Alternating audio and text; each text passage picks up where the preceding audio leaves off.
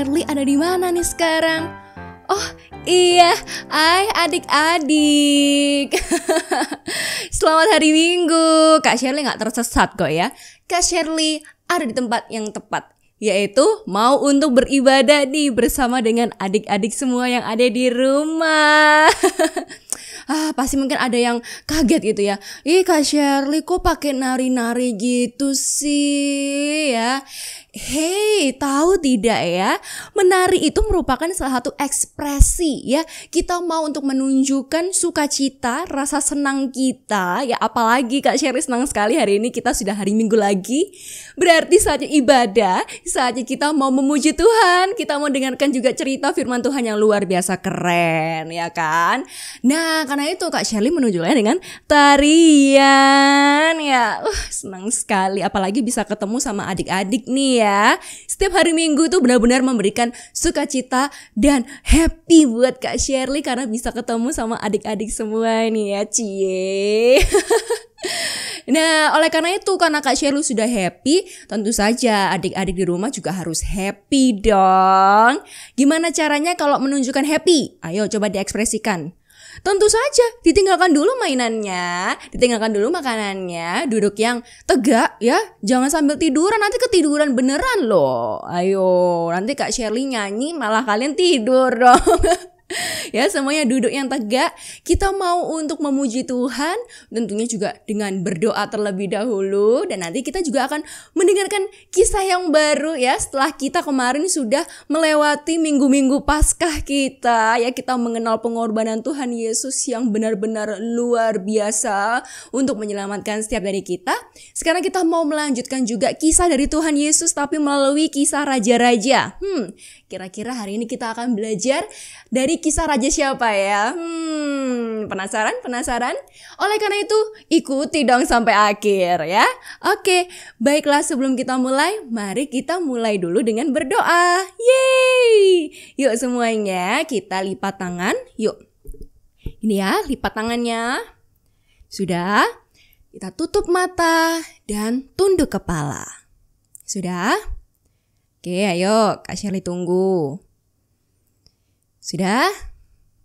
Mari kita berdoa.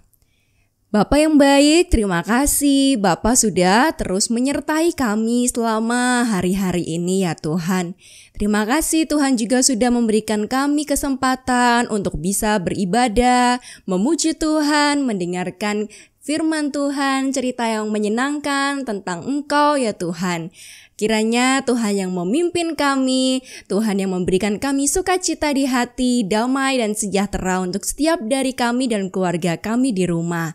Terima kasih ya Tuhan, kami ingin memuji nama-Mu. Engkaulah yang kiranya mau mendengar puji-pujian kami yang berasal dari hati kami yang terdalam. Terima kasih ya Bapa, dalam nama Tuhan Yesus kami berdoa dan mengucap syukur. Amin. Hore! Kita siap untuk memuji Tuhan. Kita mau untuk menjadi pekerja-pekerja Kristus. Siapa yang di sini mau jadi pekerja Kristus? Coba angkat tangan. Atau gini aja, yang jadi mau pekerja Kristus, kita coba ya hitung ya. 1, 2, 3, semuanya berdiri. Oke, siap ya? Kak Shirley hitung ya. 1, 2, 3, berdiri. Oke, kayaknya baru sedikit. Boleh duduk lagi, coba duduk lagi.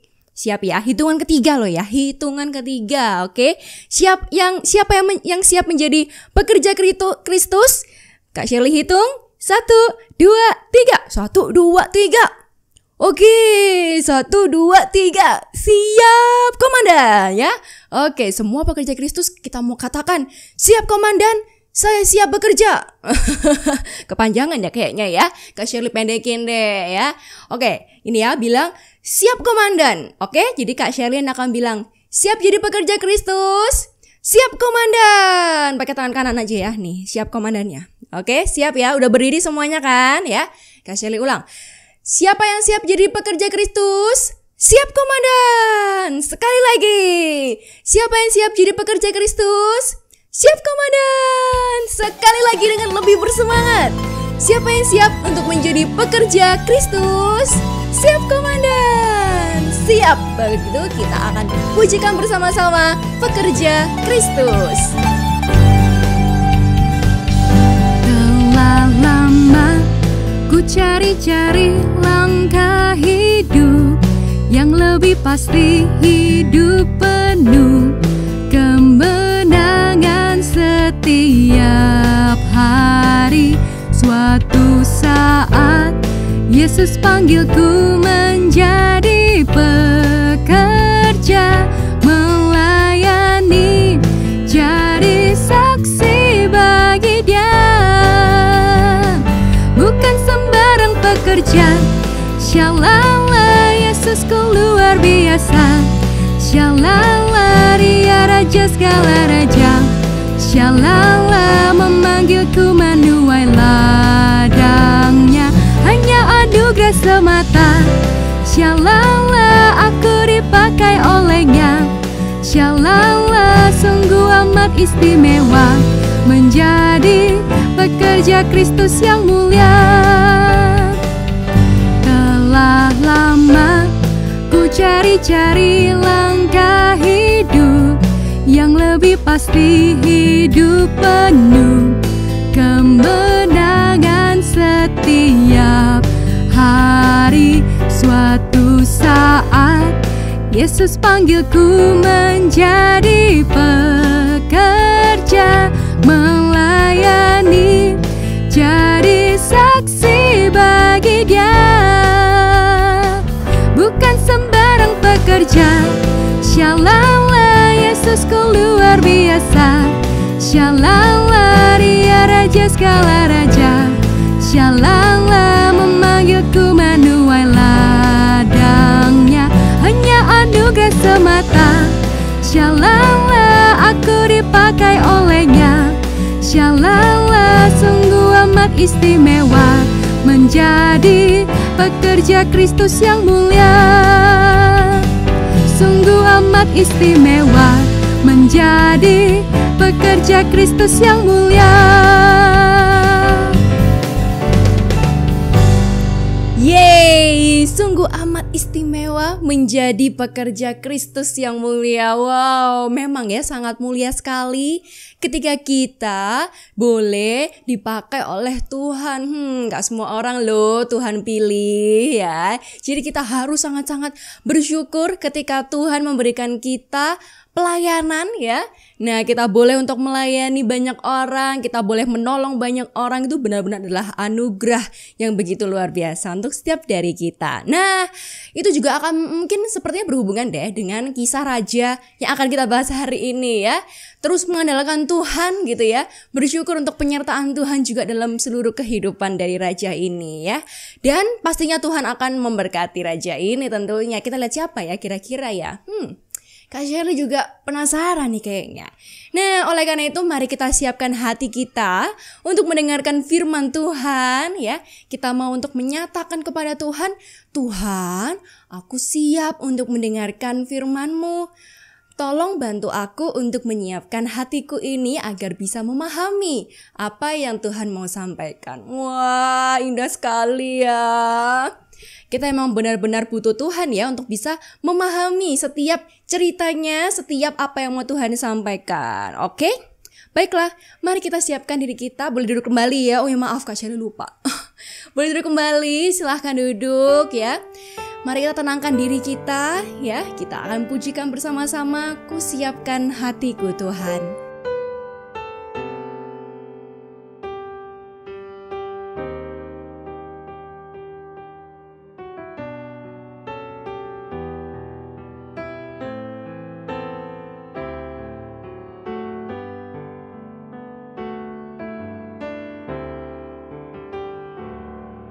Ku siapkan hatiku Tuhan untuk dengar firman-Mu saat ini. Ku sujud menyembah-Mu Tuhan, masuk hadirat-Mu saat ini. Curahkan urapan-Mu Tuhan bagi jemaat-Mu saat ini. Ku siapkan hatiku Tuhan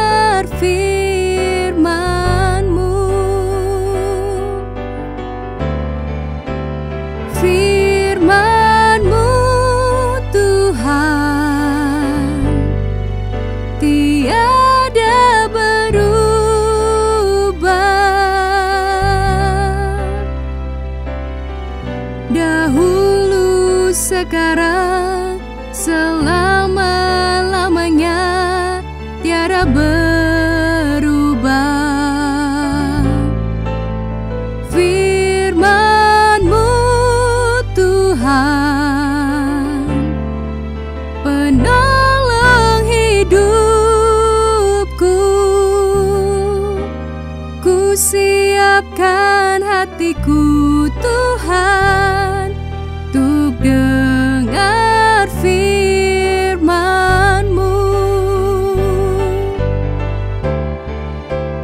Firman-Mu Tuhan tiada berubah.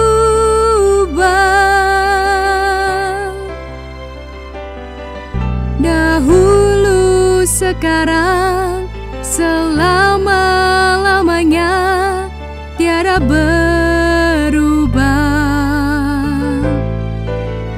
Firman-Mu Tuhan penolong hidupku. Ku siapkan hatiku Tuhan untuk dengar firman-Mu. Ku siapkan hatiku Tuhan untuk dengar firman-Mu.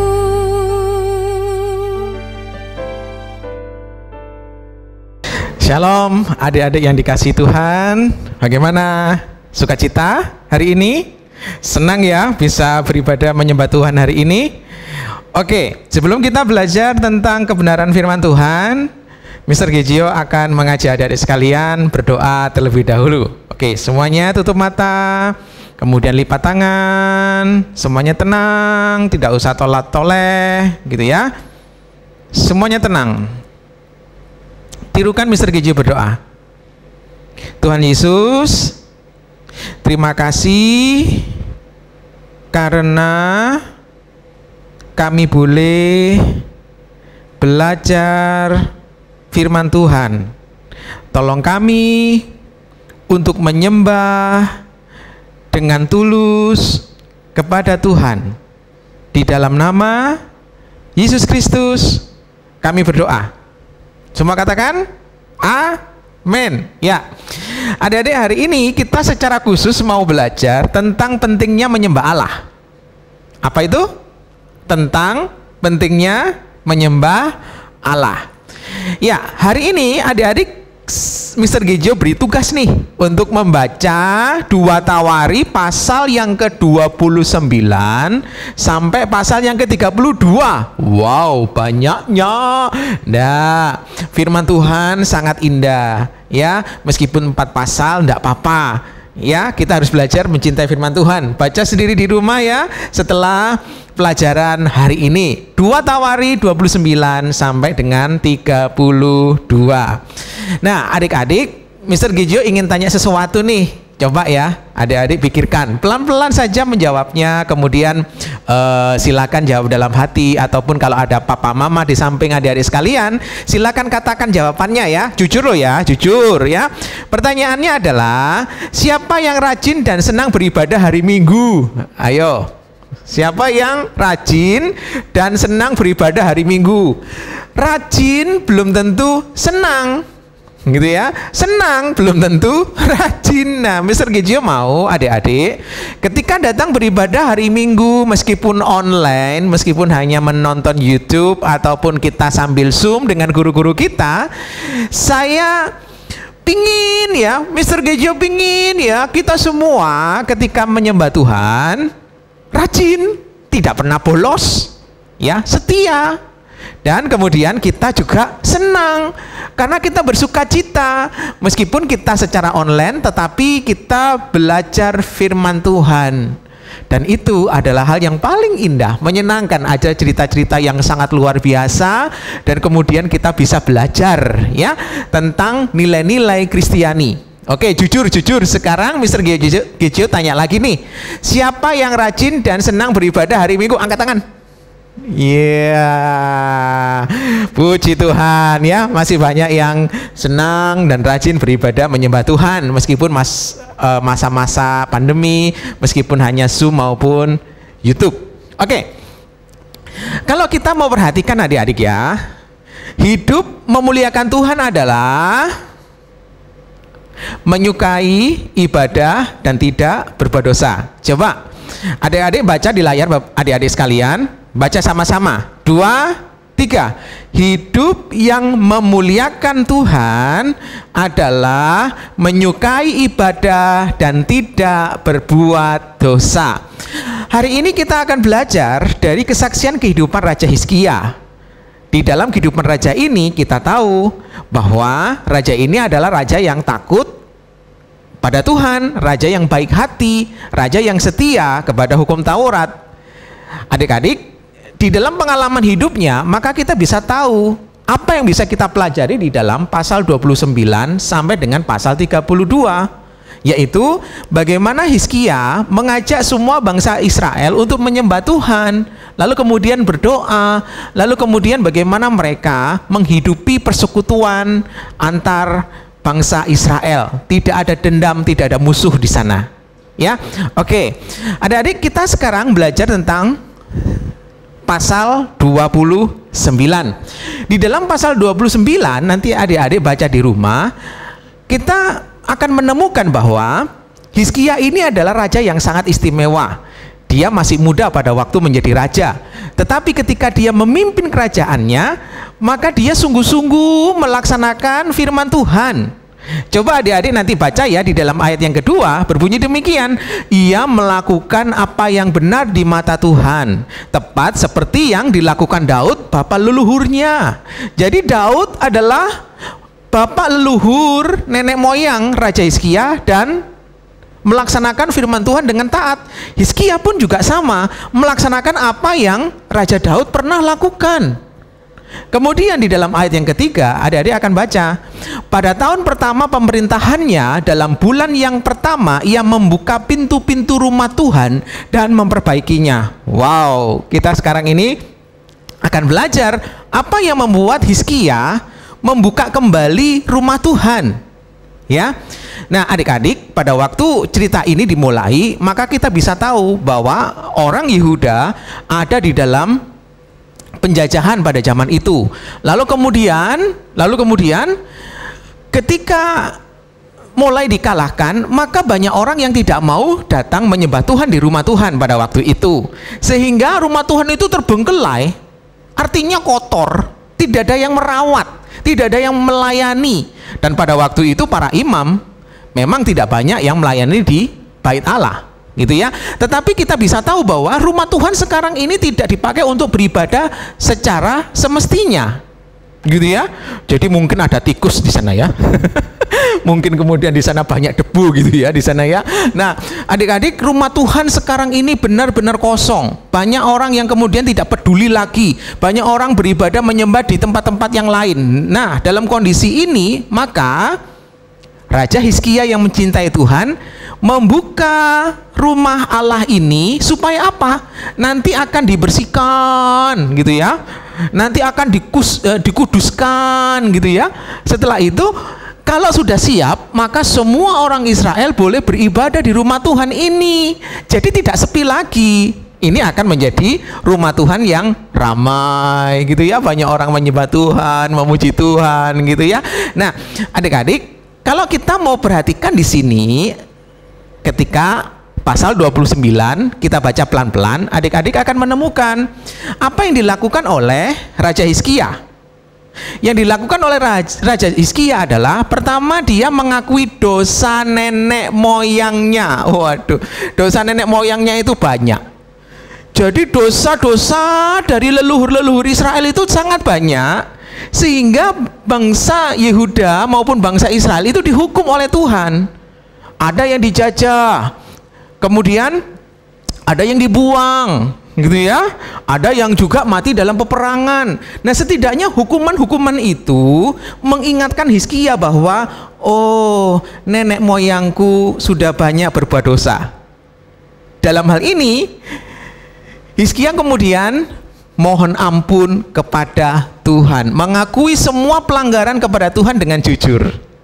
Kemudian Hizkia terdorong untuk mengikat perjanjian lagi dengan Tuhan. Apa artinya?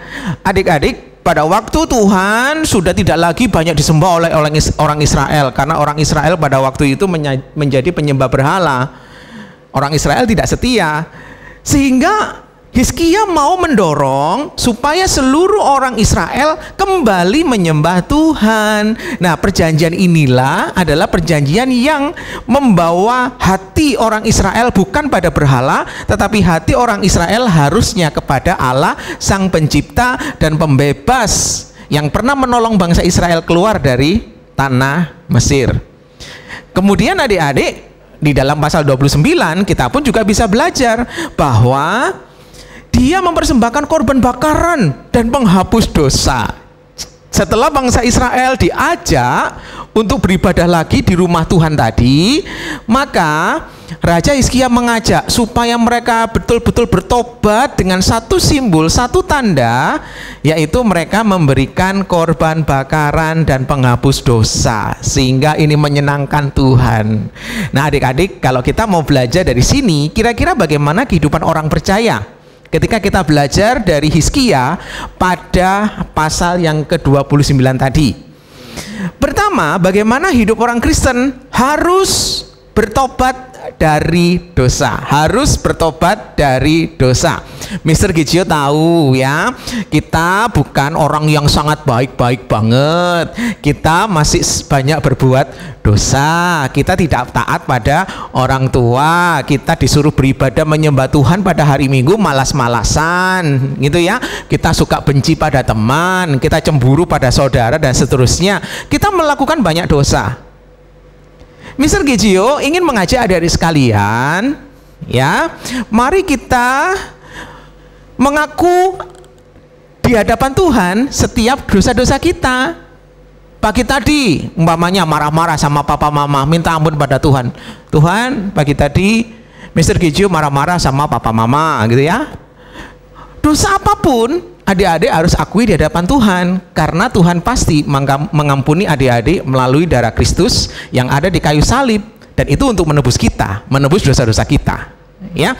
Kemudian adik-adik, yang kedua, bagaimana kehidupan orang Kristen belajar dari pasal yang ke-29, yaitu bersukacita ketika beribadah. Artinya ketika kita beribadah kita senang.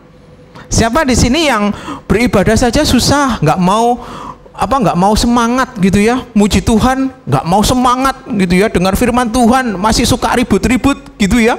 Nah, ini nggak boleh. Harusnya ketika kita tahu, aduh besok hari Minggu, kita menyiapkan diri. Kemudian pada waktu kita nonton laptop ataupun HP gitu ya, teman-teman mungkin nonton YouTube pakai HP, enggak apa-apa. Bukan masalah HP-nya, bukan masalah laptopnya, bukan masalah TV-nya, tapi masalah hati. Hati adik-adik harus penuh sukacita karena akan belajar firman Tuhan.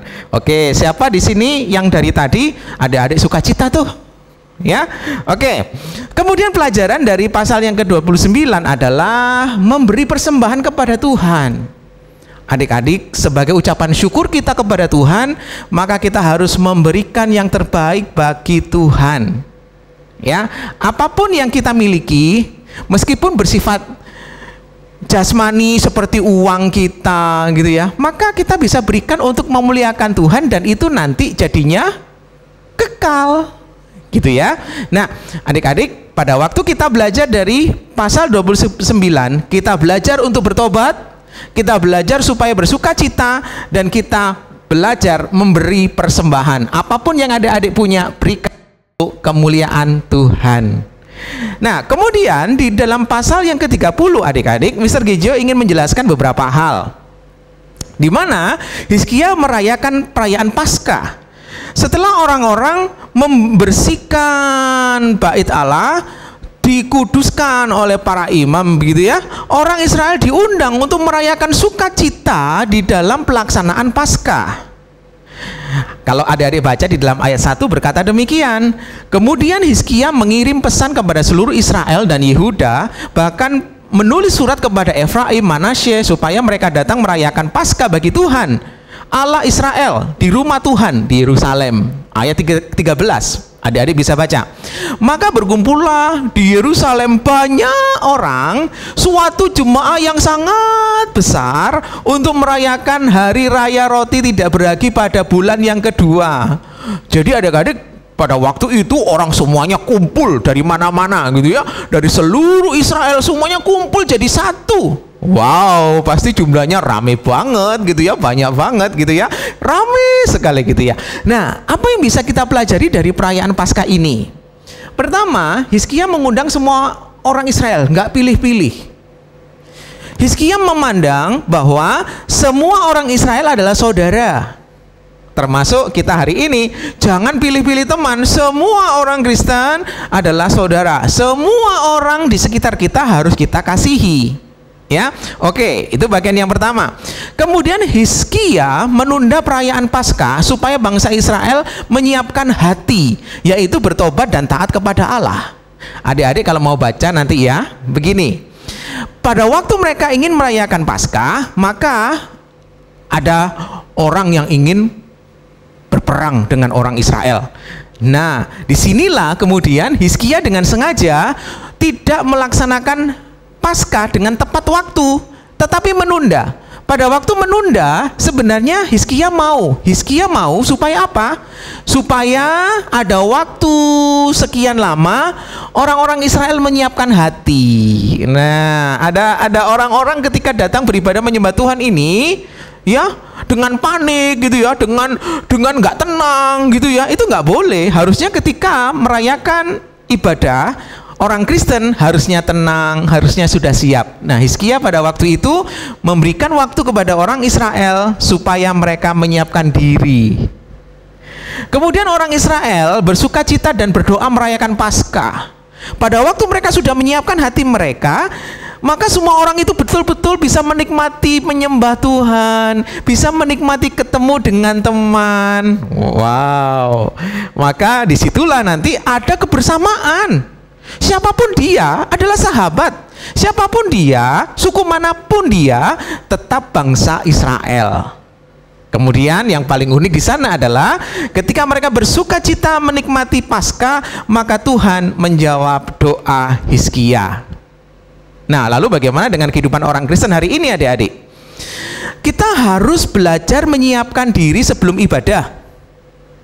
Mandi dulu, bangun pagi, sarapan dulu, ganti baju segar, cantik, ganteng, hatinya sudah siap, duduk tenang, tidak boleh telat. Nah, itu artinya menyiapkan diri dan menyiapkan hati.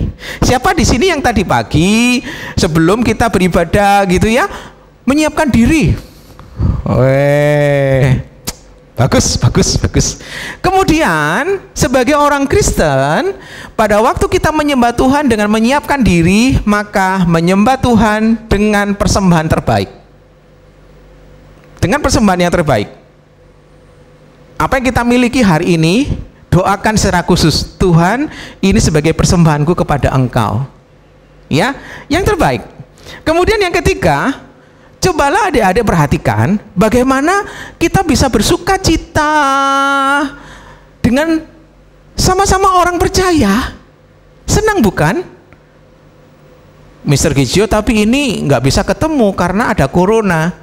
Kita kan masih bisa ketemu di Zoom. Kita kan masih bisa ngobrol-ngobrol. Hari-hari waktu yang lain kita masih bisa telepon-teleponan. Hei, bagaimana kabarmu? Sudah makan belum?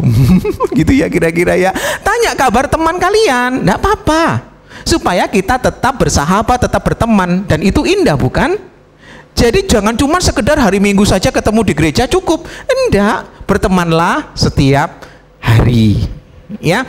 Nah, kemudian apa yang kita bisa pelajari adik-adik dari pasal yang ke-31? Pasal 31 nanti adik-adik baca dan akan menemukan di dalam ayat yang ke-1 mengatakan demikian. Setelah semuanya ini berakhir, seluruh orang Israel yang hadir pergi ke kota-kota Yehuda, lalu meremukkan semua tugu berhala, menghancurkan segala tiang berhala, dan merobohkan segala bukit pengorbanan dan mezbah di seluruh Yudea dan Benyamin, juga di Efraim dan Manasye, sampai musnah semuanya. Kemudian pulanglah seluruh orang Israel ke kota-kotanya, ke miliknya masing-masing. Adik-adik, nanti baca pelan-pelan ya sendiri ya. Kita akan menemukan bahwa Hizkia membagi tugas para imam untuk membantu orang Israel beribadah menyembah Allah. Tetapi sebelum itu semua, orang Israel tidak lagi mau menyembah berhala, sehingga dia menghancurkan semua berhala yang ada di sekitar Yudea dan di berbagai tempat di Israel. Mereka ingin hanya menyembah Tuhan. Pada waktu mereka menyembah Tuhan, berarti mereka harus datang ke bait Allah. Nah, kemudian Hizkia menyiapkan para imam untuk melayani mereka. Mereka yang mau mengaku dosa, ada imam yang membantu. Mereka yang ingin memberikan persembahan, ada imam yang membantu. Wow, ini berarti enak banget gitu ya. Ada orang yang membantu kita menyembah Tuhan di rumah Tuhan. Nah, adik-adik, sebagai orang Kristen hari ini harusnya bagaimana? Ketika kita beribadah dengan semangat, karena Tuhan Allah menyediakan orang-orang yang membantu kita untuk beribadah. Contohnya siapa? Guru-guru sekolah minggu. Adik-adik coba ingat, siapa di antara adik-adik yang pernah mengucapkan terima kasih kepada guru sekolah minggu? Padahal guru sekolah minggu belajar, kemudian setelah belajar menyiapkan kelas, lalu kemudian mengajar adik-adik. Tapi ternyata sedikit sekali anak-anak sekolah minggu mengucapkan terima kasih pada guru, betul tidak? Apa iya? Nah, toh di sini mungkin ada pendeta, ada hamba-hamba Tuhan, gitu ya. Nah, itu semuanya orang-orang yang membantu, ya. Termasuk umpamanya ada tukang parkir, ada tukang kebersihan yang membersihkan gereja. Itu semuanya orang-orang yang telah menolong kita. Adik-adik pasti kenal yang namanya Pak Yono, ya toh? Siapa dia? Kenal toh? Adik-adik pasti kenal yang namanya Pak Yefta, ya toh? Siapa yang pernah berterima kasih? Tuh. Jadi orang Kristen ketika ada kesempatan belajar, mendengar firman Tuhan, maka harusnya bersyukur karena ada orang-orang yang menolong ketika kita bisa beribadah. Ya, oke. Kemudian Hizkia percaya bahwa ketika menyembah Tuhan, segala harapan Hizkia ada di tangan Tuhan dan dengan sukacita menjalani kehidupannya. Oke. Selanjutnya adik-adik, Mr. Gijio ingin menjelaskan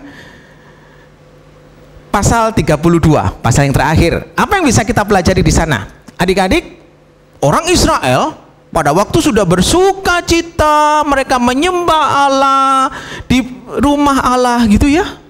Tapi ternyata ada orang-orang yang tidak suka. Salah satunya adalah Sanherib. Oh, siapa dia? Dia adalah musuh bangsa Yehuda. Dia ingin mengalahkan bangsa Yehuda. Dia ingin memerangi bangsa Yehuda. Tetapi orang Israel ada di dalam berkat dan pelindungan Tuhan. Karena apa? Berkat Tuhan bagi orang-orang yang sudah bertobat senantiasa nyata di dalam kehidupan mereka. Dan inilah yang membuat Hizkia selalu beriman kepada Tuhan. Nah, adik-adik perhatikan di situ. Ada Sanherib. Sanherib ini adalah raja sombong. Raja sombong yang kemudian merendahkan orang Israel, lalu kemudian menghina Allah orang Israel. Sanherib adalah orang yang terlalu percaya diri dengan kekuatannya sendiri untuk melawan Tuhan. Tetapi Hizkia lain. Dia tahu bahwa nenek moyangnya berdosa, dia bertobat. Dia tahu rumah Tuhan terbengkelai, kemudian dikuduskan, sehingga dia bisa menyembah Allah bersama-sama dengan orang Israel, dan berkat rohani dari Allah senantiasa nyata atas dia, sehingga dia selalu beriman kepada janji Allah. Ini dua orang yang berbeda, Sanherib dan Hizkia. Raja yang sombong dan raja yang baik hati. Ya, bagaimana kehidupan orang Kristen ketika kita belajar dari dua tokoh ini? Adik-adik, kita sebagai orang Kristen tidak boleh sombong. Kita kaya, nggak boleh sombong karena kita kaya. Kita pinter, nggak boleh sombong karena kita pinter. Kita bisa pergi kemana-mana, tidak boleh sombong karena kita punya pengalaman yang banyak dan seru-seru. Adik-adik, apa yang kita terima dari Tuhan itu sebenarnya milik Tuhan, dan kita tidak boleh menyombongkan itu semua. Apalagi di depan orang-orang yang memang lebih membutuhkan dari kita. Kita tidak boleh sombong, tidak boleh menghina. Tapi kita justru harus belajar dari Hizkia. Dia selalu mengingat kebaikan Tuhan, ya. Jangan sombong, tetapi justru kita harus ingat semua kebaikan Tuhan. Pagi hari kita bisa bernafas, itu berkat Tuhan. Kita bisa punya papa, mama, itu berkat Tuhan.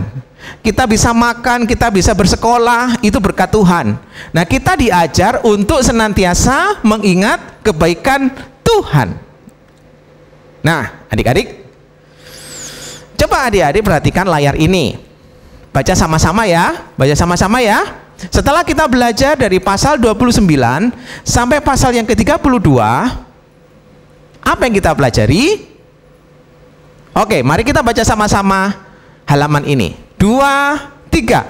Aku ingin mengasihi Allah dengan menyembah Allah senantiasa, bertobat dari dosa, dan mengasihi sesama. Coba diulangi lagi sama Mr. Gijo ya.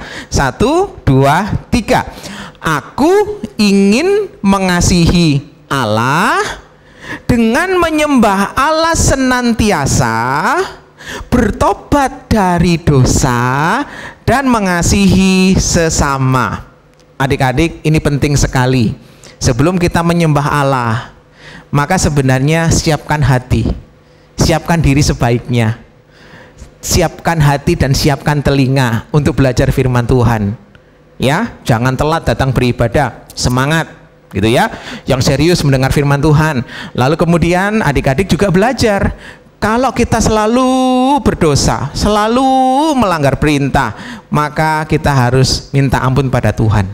Dan kemudian ingat, di sekitar kita diberikan orang-orang yang mengasihi kita, dan kita pun juga harus belajar mengasihi mereka. Sebagai ayat hafalan hari ini, coba kita hafalkan ayat ini. Kita bacakan sama-sama ya. Sudah siap? 1, 2, 3. Tetapi yang menyertai kita adalah Tuhan Allah kita, yang membantu kita dan melakukan peperangan kita. Coba ulangi ya. 1, 2, 3. Tetapi yang menyertai kita adalah Tuhan Allah kita, yang membantu kita dan melakukan peperangan bagi kita. 2 Tawari 32 ayat yang ke-8b. Kiranya firman Tuhan ini mengingatkan betapa pentingnya menyembah Allah. Allah penolong kita, Allah yang setia kepada adik-adik dan Mr. Gizio. Mari kita berdoa. Mari kita tutup mata, lipat tangan. Mari kita menenangkan diri. Tirukan Mr. Gizio berdoa. Tuhan Yesus, terima kasih karena kami boleh belajar tentang menyembah Tuhan. Kiranya kami belajar dari Hizkia yang mengasihi Engkau. Mulai hari ini kami ingin semangat, tidak mau telat. Kami ingin setia.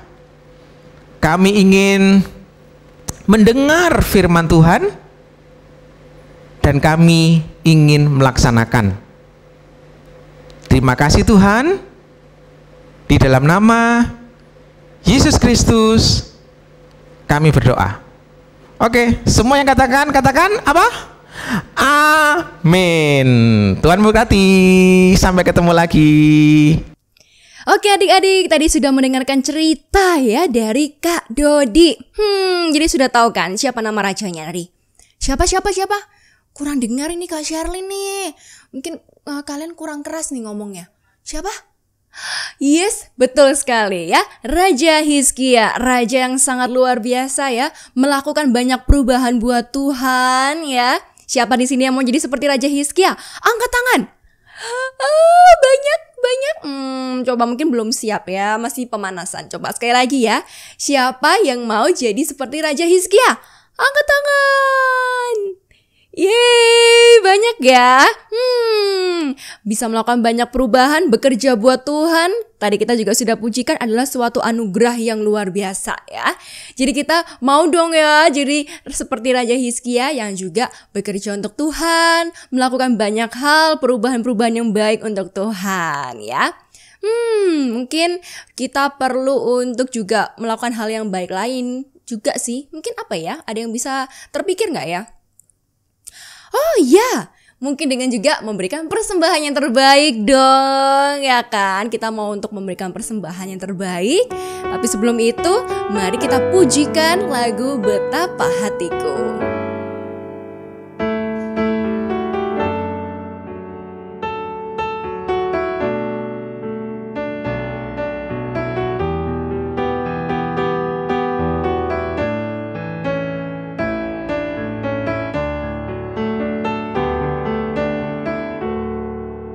Betapa hatiku berterima kasih Yesus, Kau mengasihiku, Kau memilikiku. Hanya ini Tuhan persembahanku, segenap hidupku, jiwa dan ragaku. Sebab tak ku miliki harta kekayaan yang cukup berarti untuk ku persembahkan. Hanya ini Tuhan permohonanku, terimalah Tuhan persembahanku. Pakailah hidupku sebagai alatmu seumur hidupku. Yeay, kita mau untuk memberikan persembahan yang terbaik seumur hidup kita ya. Kita mau minta Tuhan untuk bisa memakai kita seumur hidup kita. Yuk, sekarang saatnya untuk memberikan persembahan ya. Persembahan kalian bisa ditransfer seperti biasa. Bisa bilang papa mama untuk memberikan transferan. Apa ya? Bukan transfer, apa ya namanya ya? Mentransfer. Nah, itu ya. Mentransfer uang persembahan ke nomor rekening yang ada di layar seperti sekarang ini. Pasti sudah hafal dong ya. Oke. Nah, jadi sekarang kita mau mengakhiri ibadah kita pada hari ini. Kita mau mengucap syukur. Terima kasih ya Tuhan, sudah boleh mendengarkan cerita yang sangat luar biasa. Bisa memuji Tuhan bersama-sama, bisa berdoa bersama-sama. Indahnya ya kebersamaan itu ya. Sekarang kita mau untuk menyiapkan diri kita untuk memujikan terima kasih Tuhan.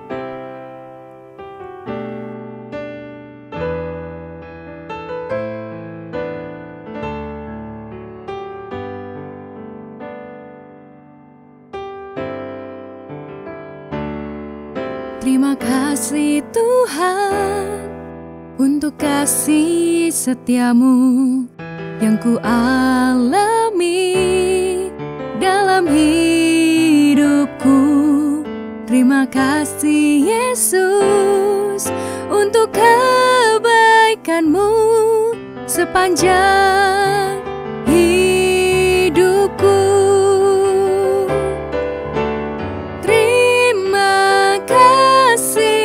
Yesusku buat anugerah setiap hari ini Tuhan adakan syukur bagimu. Mari kita tutup seluruh ibadah kita pada hari ini dalam doa. Semuanya lipat tangan, tutup mata dan tunduk kepala. Mari kita berdoa. Bapa, terima kasih ya Bapa untuk kesempatan bisa mendengarkan firman-Mu, cerita-Mu yang begitu luar biasa. Tuhan, kami juga sungguh bersyukur masih bisa diberi kesempatan untuk bisa mempersembahkan bagian terbaik melalui persembahan kami pada hari ini. Kiranya Tuhan yang pakai persembahan kami ini untuk semakin memperluas kerajaan-Mu ya Tuhan. Engkau yang kiranya terus juga memimpin kami senantiasa dalam aktivitas kami, dalam sekolah kami, dalam pekerjaan kami yang lain, aktivitas yang lain ya Tuhan. Engkau yang terus jaga kesehatan kami juga dan keluarga kami semuanya. Terima kasih ya Tuhan, kami sungguh bersyukur untuk hari yang telah Engkau beri, dan nanti kami juga akan bergabung dalam Zoom. Engkau yang kiranya terus menyertai kami dan memimpin kami, mempertumbuhkan kami. Terima kasih ya Bapa, dalam nama Tuhan Yesus kami berdoa dan mengucap syukur. Siapapun yang percaya katakan amin. Yeay. Dan hari ini itulah untuk ibadah kita. Dan sampai jumpa nanti di waktu Zoom dan juga di minggu depan ya. Bye-bye. God bless you.